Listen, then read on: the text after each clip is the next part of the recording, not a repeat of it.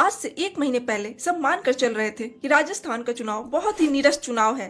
पिछले 2 चुनाव में बीजेपी सभी 25 की 25 सीटें जीत चुकी थी। चुनाव में न सत्ता पक्ष को बहुत दिलचस्पी था न विपक्ष को। कांग्रेस की स्थिति तो ऐसी थी मानो कोई चुनाव लड़ने को तैयार ही नहीं है। उम्मीदवार मिलना मुश्किल होने लगा और तभी कहानी में ट्विस्ट आती है।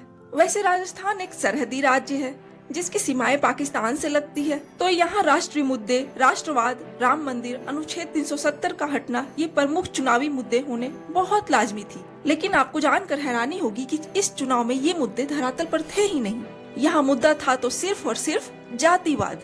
तो आखिर इस मुद्दे पर चुनाव को ले कौन गया? साथियों, इस खेल में कांग्रेस कहीं थी ही नहीं। इस पूरे खेल को बीजेपी के एक गुट द्वारा रचा गया। चाहे चूरू में राहुल कशवाहा हो या कोटा में लोकसभा स्पीकर के सामने प्रहलाद गुंजला, नागौर में ज्योति मिर्जा को राजपूतों का समर्थन न मिलना हो या बाड़मेर में रविंद्र सिंह भाटी का जलवा, बीजेपी के इस गुट ने सारी पट कथा लिखी और कांग्रेस मंद मंद न मुस्कुराती तो और क्या करती। आप सोच रहे होंगे बीजेपी जिसके पास सारी खुफिया मशीनरी थी, क्या उसको ये बात पता नहीं था?